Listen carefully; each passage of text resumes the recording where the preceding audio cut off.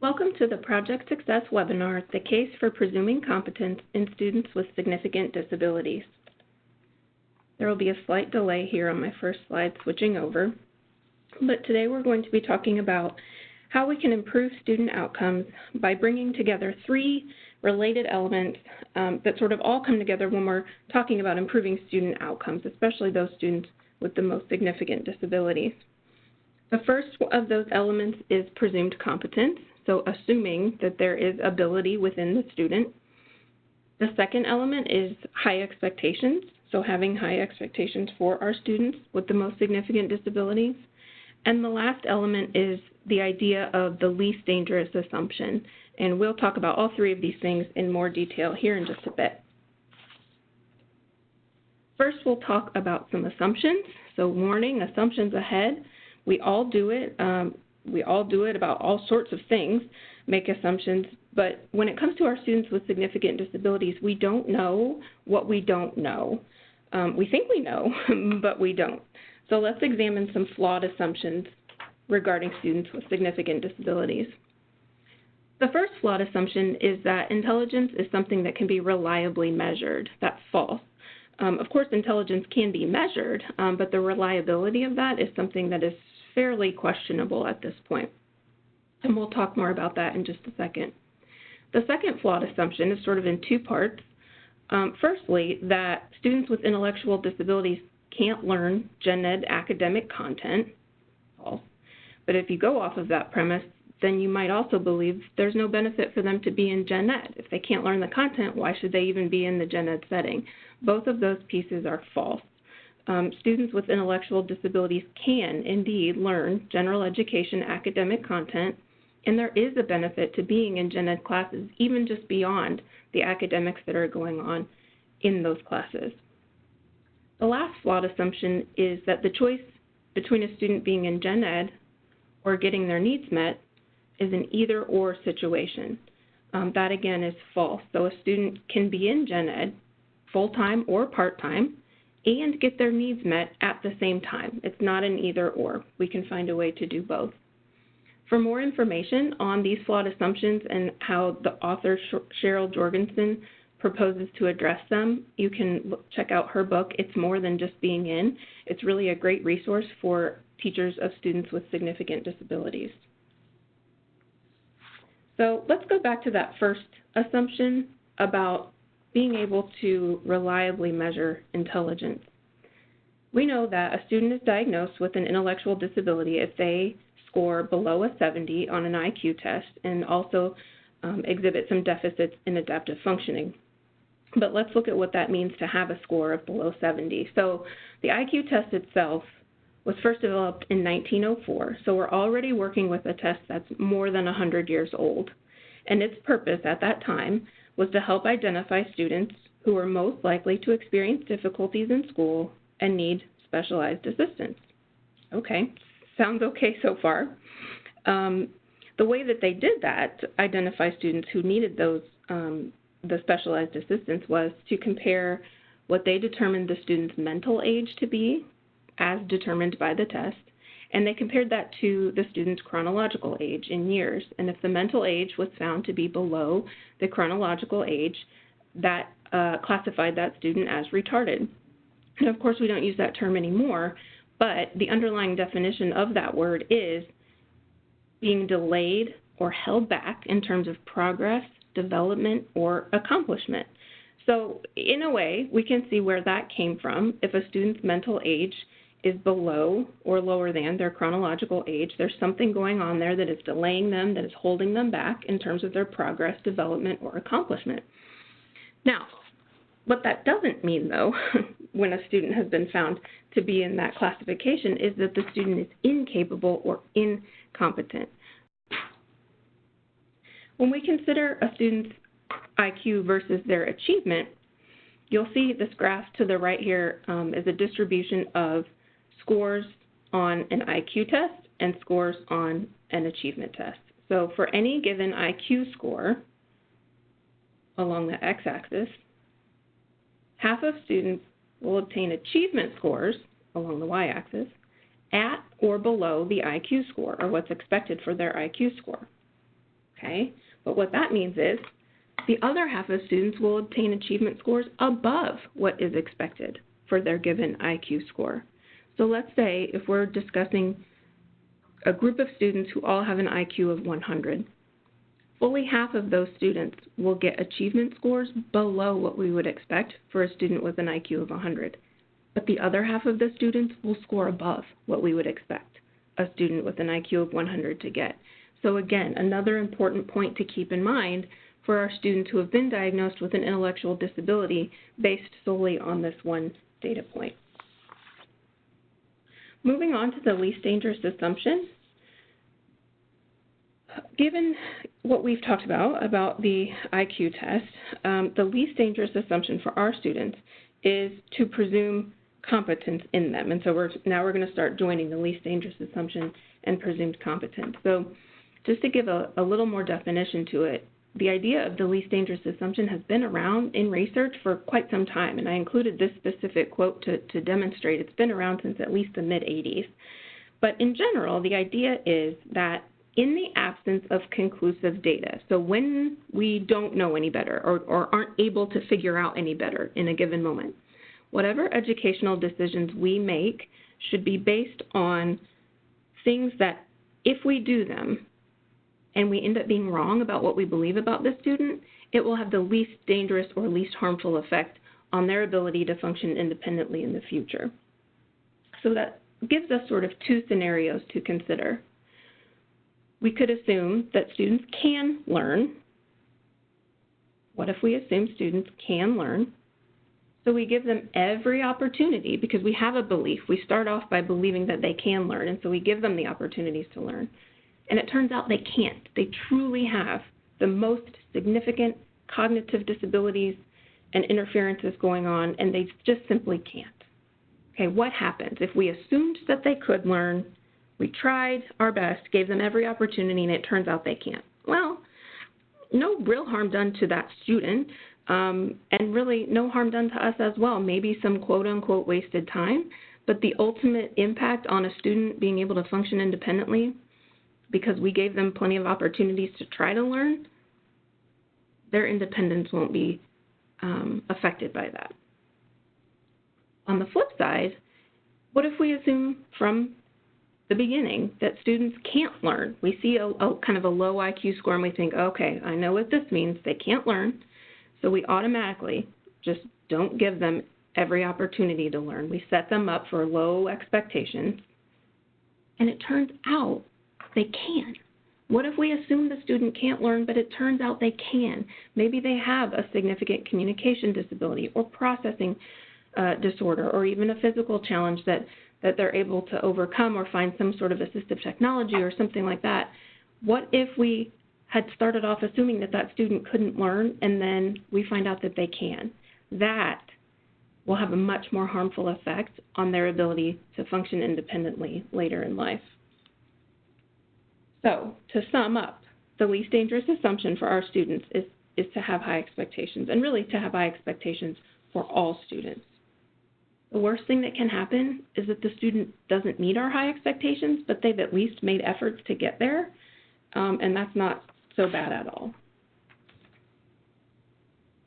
So, I told you we were going to start bringing together least dangerous assumption and presumed competence, and I think this slide does a nice job of summing it up for us. When we're not sure what students can learn, we're going to presume competence and presume that they have the ability to learn. And it's our job to find a way to make that happen. Just because they may not be learning in a more traditional sense doesn't mean that they're not able to learn. And so it's our job as special educators to find a way to help them learn.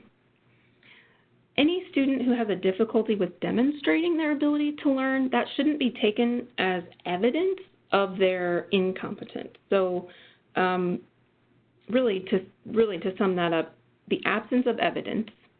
So if we don't have evidence that a student can learn, that isn't the same thing as having evidence of absence, which is evidence that they cannot learn. Absence of evidence is not evidence of absence. Kind of deep, but something that sticks with me. I think it's an important thing to keep in mind. So let's talk more about presuming competence. When we presume competence in our students, we influence a variety of things. We influence how actively we engage the student, whether we're constantly trying to draw them into what's going on around them or whether we just sort of let them sit quietly to the side. We influence the complexity of information and materials that we offer them. So if we're presuming competence in our students, we're going to present them with some more complex information and some more involved materials.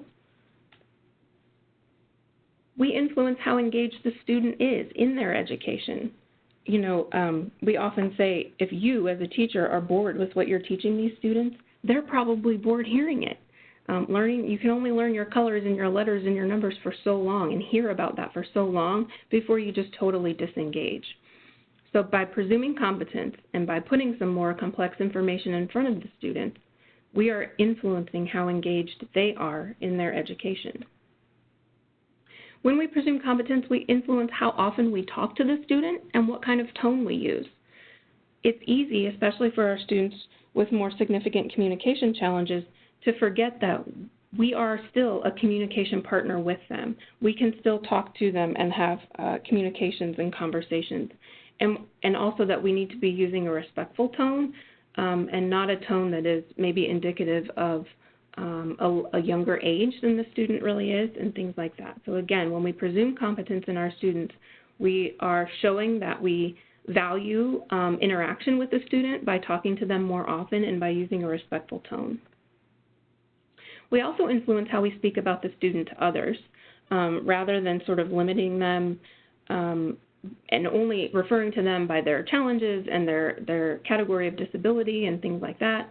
We're going to speak to others about the student in more respectful and more descriptive terms rather than just sort of relying on categories or labels. And lastly, when we presume competence, we're influencing how much effort and patience we ourselves use to resolve challenges rather than just giving up pretty easily. Oh, that's kind of tricky. I don't know how I'm going to get them to understand that concept, or I don't know how I'm going to be able to find a way for this student to access this activity. If we're presuming incompetence, it's real easy for us to give up on that. But when we decide that we're going to presume competence in our students, we're influencing ourselves and we're giving ourselves permission to put in more effort and have more patience to resolve some of these challenges and truly be able to provide access to our students with significant disabilities. So presuming competence in our students is game-changing. Let's think about LRE for a bit and what all this means with presuming competence and having high expectations and what this means when we're providing access to gen ed. The Dear Colleague letter states that under the law, under IDEA, in order to make FAPE available to children with disabilities, the child's IEP must be designed to enable the child to be involved in and make progress in the gen ed curriculum. So it says right there in the law and in the Dear Colleague letter that students with disabilities should have the opportunity to be involved in and make progress in the gen ed curriculum. Now, there was a time where providing access to students with disabilities meant making sure they were physically in the classroom, right, providing that physical access, and then that was considered inclusion. When we had a student with a disability in a general education classroom, we all patted ourselves on the back and said, good for us, we provided access. And that certainly is a key piece of including students with disabilities. However, we're moving beyond that now and seeing that there's another part to that, which is providing intellectual access, so access to the actual content that's being taught in the curriculum. When those two things come together, when we have physical access to the gen ed setting and intellectual access to the gen ed content and curriculum, that is where we truly have inclusion for our students with the most significant disabilities. A little access goes a long way. So when we're talking about access to gen ed, both physically and intellectually, the important piece about that is we're wanting to provide this access because we know that it leads to participation in the gen ed setting, in the gen ed content and curriculum, and when students participate, then that leads to learning, and that's what we ultimately want for our students with significant disabilities. So we start with the access, work up to participation, and eventually get to learning. The way our students with significant disabilities learn and what we should focus on when we're instructing them can sort of be visualized by this target here. So students have the right to be exposed to grade level gen ed content, but they also still need to be working on mastering skills that are at or near their ability level. So that dark blue circle in the middle, that's showing that we're really honing in on students being able to master skills that are at or near their ability level and sort of stair-stepping our way up as they master these skills. But that lighter blue circle around the outside indicates to us that students also need to be exposed to the grade level gen ed content. We won't require necessarily mastery of that grade level gen ed content, but they have the right to be exposed to it. And we don't know what those students could be taking in just by being exposed to it. The little asterisk there indicates that the idea of exposure to gen ed content at grade level is for our students with the most significant disabilities. For students who have mild cognitive disability, they should still be working towards mastery of the grade level standards. No one rises to low expectations. So keeping this idea of mastery versus exposure in mind, it's important to remember that if we are having low expectations where we're just sort of, we're just going to sort of expose them to some stuff, but we don't really have a high expectation of mastery, or we don't even have a high expectation that they may glean something out of being exposed to the grade level gen ed content, that's having low expectations, and our students won't rise to those low expectations. So we as educators have to be okay with having high expectations even without the satisfaction of sort of seeing it to fruition. So we may work and work and work our tails off, having high expectations, presenting more complex content, and not really seeing any results, or think that we don't see any results, or maybe we don't see it this year but we see it next year, or maybe we as an elementary teacher don't see it but it makes it pays dividends in middle school or in high school that we've exposed students to this content. So we have to be okay with having those high expectations and possibly not seeing the end result of those high expectations. Instead, though, we can think about the power of yet, the word yet. So we may say, the student can't do X, Y, Z. They can't do X, Y, Z yet. So our job is to figure out how to build a bridge to that yet. Maybe they can't do X, Y, Z right now, but how can we find a way to get them there? The way we do that is by presuming competence. We presume that there's an ability in there somewhere, and then we find that competence. Here's an example of the power of expectations. So this is regarding students with disabilities in Kansas. After changing the state standards and the requirements so that students in special education participated in the state assessment, so previously students with disabilities did not participate in the state assessment, when they made that change and required students to participate in the assessment, the state of Kansas reported that the percent of fifth graders with disabilities who were proficient in reading increased from 26% in 2000 to nearly 50% in 2003. So in just 3 years, the percentage of students with proficiency in reading doubled. That's amazing. And that's simply because they were being included in the state assessment. That brought up higher expectations for those students, but also higher expectations for their teachers, that the expectation was there that they were being taught grade level content. And then sure enough, these assessments reported that students were making progress in that material. In math, fourth graders with disabilities increased their proficiency from 36% to 58% over a 4-year period. So same kind of sentiment.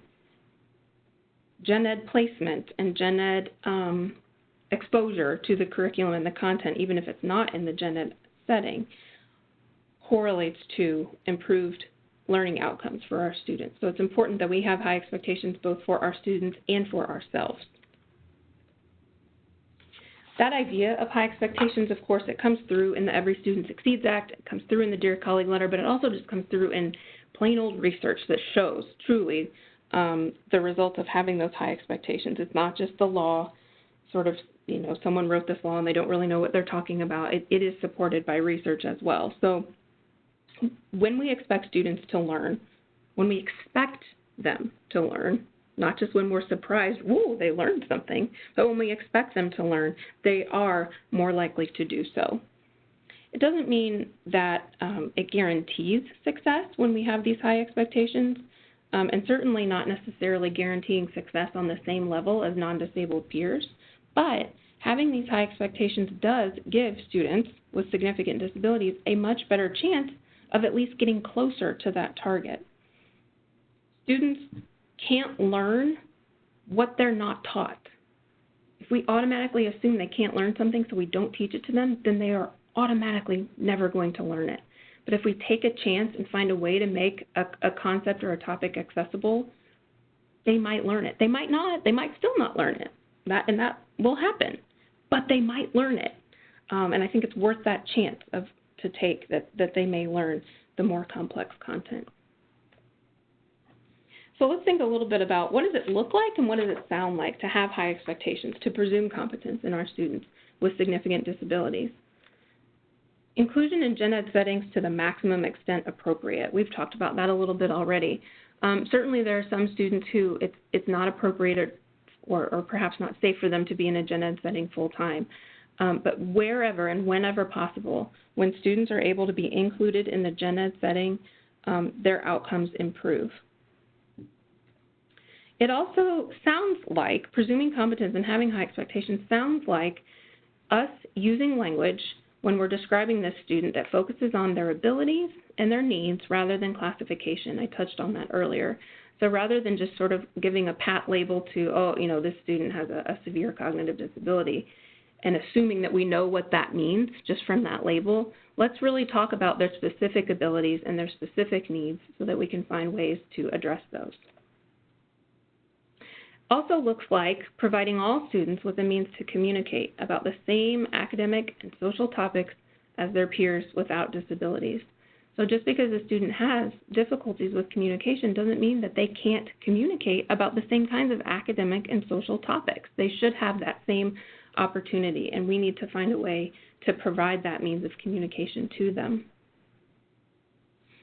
Presuming competence and holding high expectations also looks like having annual IEP goals that reflect gen ed content standards as well as functional skills. No one is saying that we need to throw the functional skills out the window. We, of course, still want our students to be working towards being as independent as possible functionally, but their annual IEP goals need to reflect gen ed content standards as well. Another way that we presume competence sounds like when we speak directly to students rather than speaking around them or through paraprofessionals or other assistants. When we speak directly to a student, even if they're not able to respond back to us in a traditional way, we are communicating to that student that they have value and that we see them, and that we know that they have something to say, even if it's not coming out in that moment or in the way that we might expect. Lastly, presuming competence in our students sounds like using age-appropriate vocabulary, topics, and inflection. So we're not going to sort of use a babyish tone of voice. We're not going to use younger vocabulary. We're going to challenge our students with age-appropriate vocabulary and topics.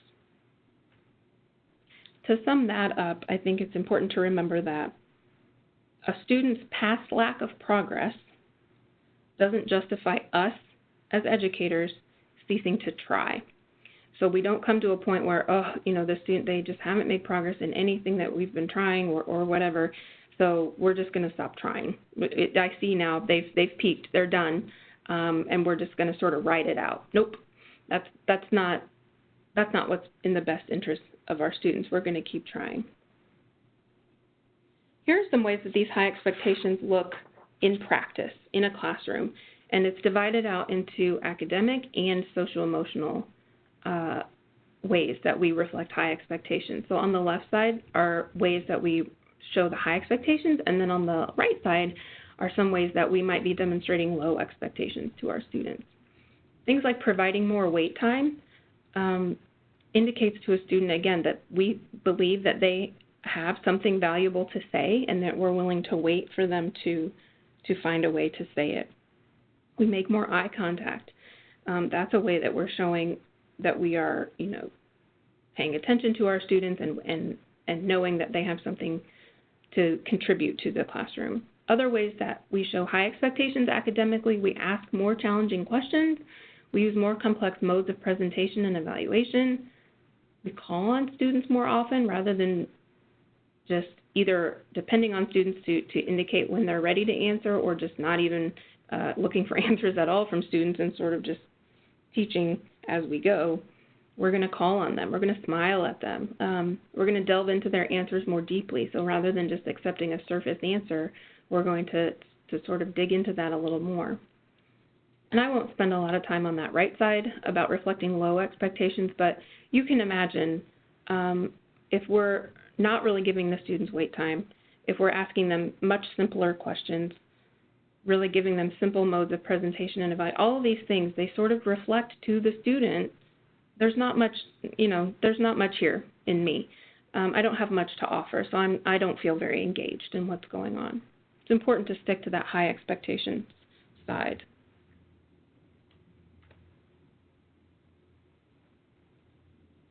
So these are some quotes that I think help make the case for presuming competence in our students. These quotes come from an elementary teacher of a self-contained classroom for students with moderate disabilities. It just goes to show that the impact of presuming competence for her has gone beyond, the doors of her classroom. It's reached out, and those impacts have reached her students' parents, they've reached other students, and they've reached teachers around the school. The entire school has been impacted by this one teacher's decision to presume competence in her students. So you can see here she says when she decided to make this decision that I'm going to teach with presumed competence, it's changed not only her students, but their parents, the paraprofessionals, and the whole school, how the whole school views her class. She tells a story about running into a parent at the store, and this parent told her how shocked she was to see her daughter reading at home. This mother had believed that her daughter would never be able to read or understand at a higher level. And just because this teacher made the decision to presume competence in her students, this student has made progress in reading and made progress in being able to understand at a higher level, and that parent was just shocked. So imagine what would have happened if this teacher had taken sort of the easy way out or had taken that lack of past progress and said, oh, I guess we're just where we're at. We're not going to progress any further. We would have missed that opportunity for this child to be able to read and understand at a higher level. And this last quote, I think, really just sums it up all together. Once she decided to just teach and let her students just learn, they began to flourish in ways she never predicted. Pretty powerful stuff. So, sort of to wrap things up here, in conclusion, having high expectations does not necessarily mean that we are having unreasonable expectations for our students. But it also doesn't mean smooth sailing either, right? It means we're going to have to put in the hard work to find ways to make content accessible to students. As the scaffold shows, it may be quite a lot of work that we have to put in to hold up our students and get them where we want them to be. But if we believe that we can provide that support to them, our students really can be successful. So presuming competence isn't just something you say you do and then you kind of go on about your business. You presume the competence, but then you do the work to structure and scaffold everything that goes on around that student, their educational programming and the communication that you have with them, and basing that on that assumption. There is some competence and some ability in there. It's hard work. It won't be perfect. And there's unfortunately no prescribed method or procedure that we can follow that will guarantee the outcomes that we want. But that hard work of sort of digging through all that is on us. Our students depend on us to make their education accessible to them. So having high expectations is one way that we go about that. I just wanted to thank you all for hanging in there with me and listening to this webinar about having high expectations, presuming competence in our students with significant disabilities. If you'd like more information on ways to do this, or if you want to go further in your learning about presuming competence and holding high expectations for your students, please don't hesitate to reach out to us at Project Success. Our website is www.projectsuccessindiana.com. Hope you have a great day. Thanks.